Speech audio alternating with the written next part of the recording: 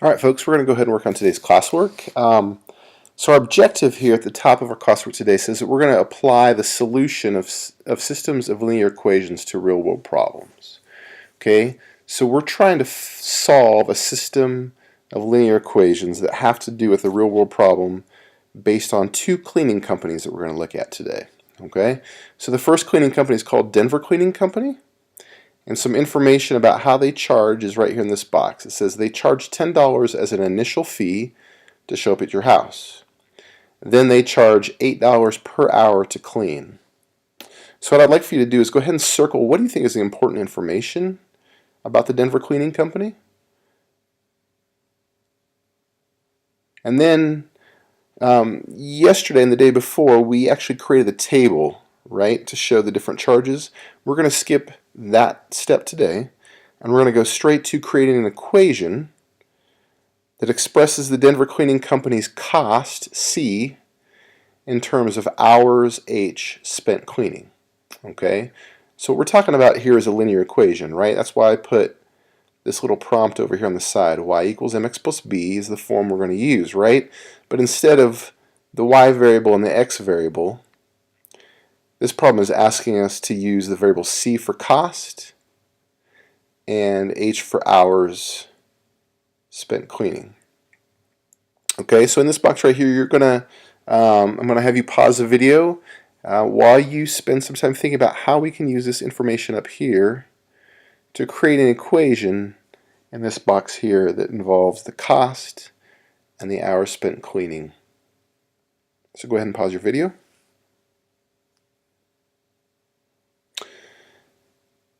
Now we're going to move to the second cleaning company here. The Mile High Cleaning Company is a little different. They charge $16 as their initial fee to show up at your house. And then they charge $5 per hour to actually do the cleaning. Okay, so we're going to do the exact same step here. Think about what's the important information up here. Alright, think about how that information fits into a linear equation form, right? But instead of y and x, we're going to be using c for cost and h for hours. So go ahead and fill in your equation in this box for the Mile High Cleaning Company and pause your video while you do that.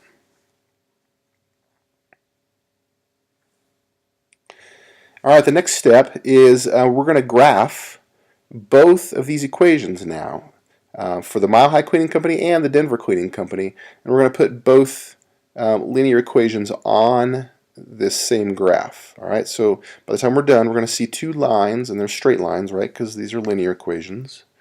We'll see two straight lines on this graph. Now before we actually start graphing, we need to think a little bit about our two axes, our x-axis and our y-axis, and to think about which of those would be the cost and which one would be the hours. So think about that, and you're going to label those two axes, and then you're also going to go ahead and number each one of those axes, right? And we have to think about how we're going to scale that. How many numbers do we need for hours on whichever axis we put the hours?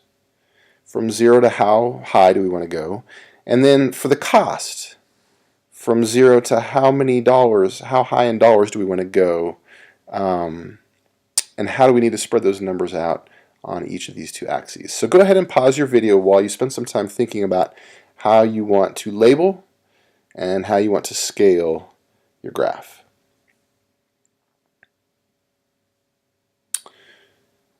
Alright, now we're going to go ahead and start to graph our lines.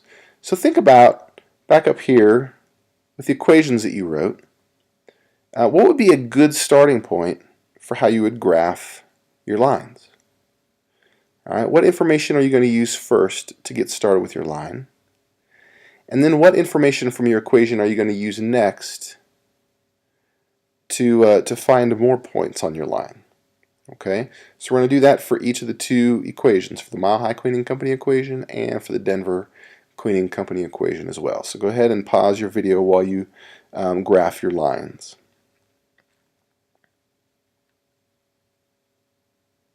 Alright, now this is the last step. Okay, you should have two lines already graphed on your graph, and we want to answer some of these questions down here and see what we can discover. So question 5 says, look at the point where the two lines intersect on the graph above.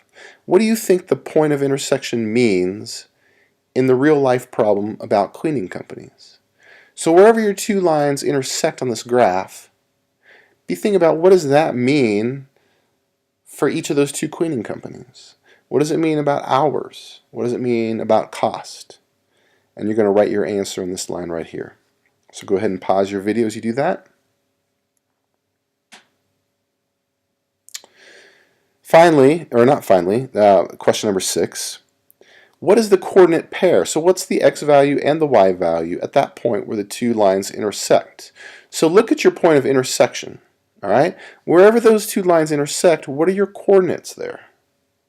And you're going to fill your coordinates in right here in this section. Finally, we're going to do the last step. So go back to your two equations that you wrote on the first page.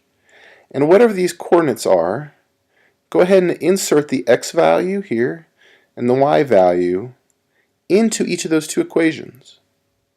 And I want you to think about what you discover when you do that. Alright, so go ahead and go back and insert these x and y values into the two equations and solve your equations and see what happens. Whatever you discover is what you're going to write in this bottom line.